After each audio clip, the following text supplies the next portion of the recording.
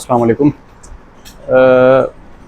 Soil pH, ज़मीन का बुखार जिसे आम ज़ुबान में कहा जाता है। आप लोगों ने अक्सर, आप लोगों के पास अगर कंपनी के नुमाइंदे आ रहे होंगे तो आपको वो आजकल ना एक बहुत ही अहम जो लफ्ज़ इस्तेमाल आपके हाँ या आपको बताया जाएगा सॉइल पीएच के बारे में। और उस सॉइल पीएच को मद्देनज़र रखते हुए आपको मुख्तलिफ़ जो प्रोडक्ट्स हैं वो डीलर हज़रात या कंपनी के नुमाइंदे जो हैं वो सजेस्ट कर रहे होंगे, उनकी सजेशन दे रहे होंगे कि हमारी इन प्रोडक्ट की है जो है वो सॉइल पीएच जो है बहुत कम है जी, ये इस्तेमाल करें, आपको जो रिजल्ट्स हैं वो बेहतर आएंगे बनिस्बत जो रवायती डीएपी या और दूसरे जो प्रोडक्ट्स हैं उनके मुकाबले में। तो या आपकी जो जी सॉइल की पीएच है वो बहुत ज़्यादा है, ये सल्फ़र इस्तेमाल कर लें, इससे कम हो जाएगा ये वो।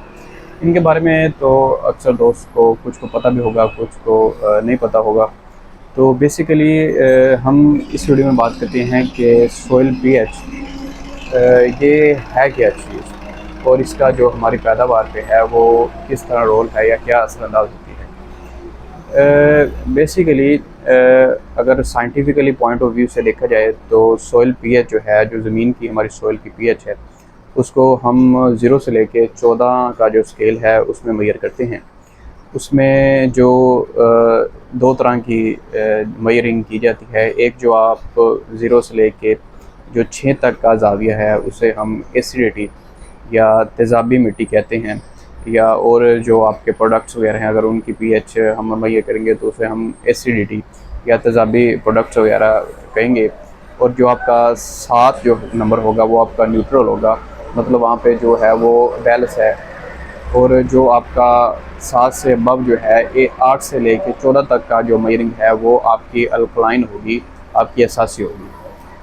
और उसके बाद अगर हम बात करें तो हमारी पैदावार किस तरह इस पर नज़रअंदाज होती है, तो बहुत से जो आप कह सकते हैं प्रोडक्ट्स वगैरह हैं या बहुत से जो हमारी ऐसी फसलें हैं जो कुछ जो हैं वो कम पीएच पे ज़्यादा बेहतर जो है वो ग्रोथ करती हैं और बेहतर पैदावार देती हैं, कुछ जो हैं वो ज़्यादा पीएच पे कर रही होती है और कुछ जो है वो न्यूट्रल पे। जिस तरह इसकी अगर हम मिसाल लें तो हमारी जो आलू या चाय वगैरह की जो फसल है अमूमन हमारे यहाँ तो यहाँ नहीं अक्सर देखी जाती, लेकिन जिन इलाकों में देखी जाती है, ज़्यादातर हमारे इलाके में आलू की फसल है उसमें जो है वो आपकी लो जो पीएच है वो बड़ा असरअंदाज करती है। जितना आपका जिन ज़मीनों का पीएच लो होगा, जितनी ज़्यादा वो एसिडिटी होंगी या तेज़ाबी होंगी, उतनी ज़्यादा जो आपकी आलू की पैदावार है वो अच्छी देखने में आएगी।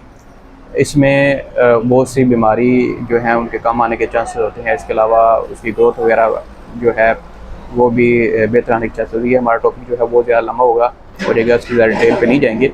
इसके अलावा जो आपकी गंदम या मकई वगैरह की जो आपकी कैश क्रॉप्स हैं ज़्यादा, वो अमूमन जो है आपकी जो न्यूट्रल ज़मीनें हैं जिनका पीएच जो है 7-8 के राउंड होते हैं, वहाँ पे जो आपकी जो पैदावार है वो बेहतर दे रही होती हैं।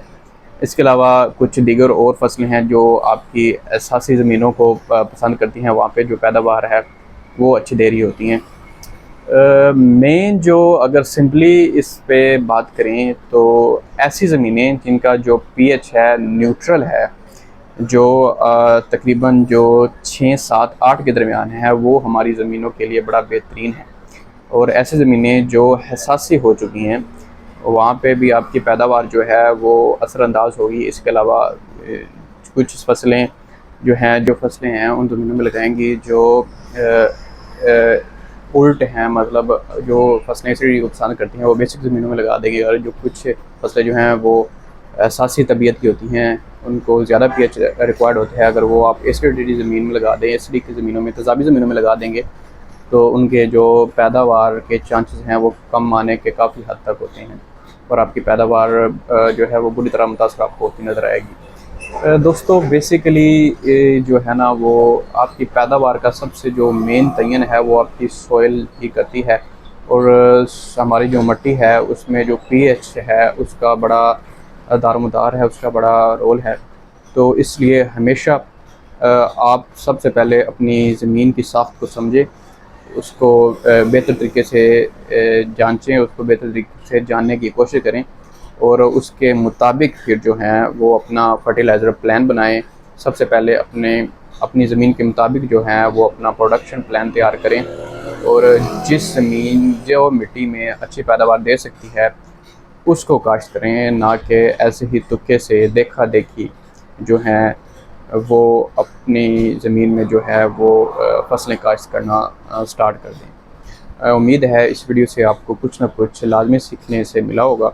इसके अलावा आपका इसके मतलब कोई अपनी राय हो तो हमें जो है वो कमेंट बॉक्स में या मुझे पर्सनली जो है कॉन्टेक्ट करके लाजमी मेरे भी कुछ इल्म में इजाफ़ा कीजिएगा, ताकि जो ये सीखने सिखाने का अमल है वो बेहतर हो जाए। और मुझे अपनी दुआ में याद रखिएगा। इंशाल्लाह मिलते हैं नेक्स्ट वीडियो में, तब तक के लिए अल्लाह हाफ़िज़।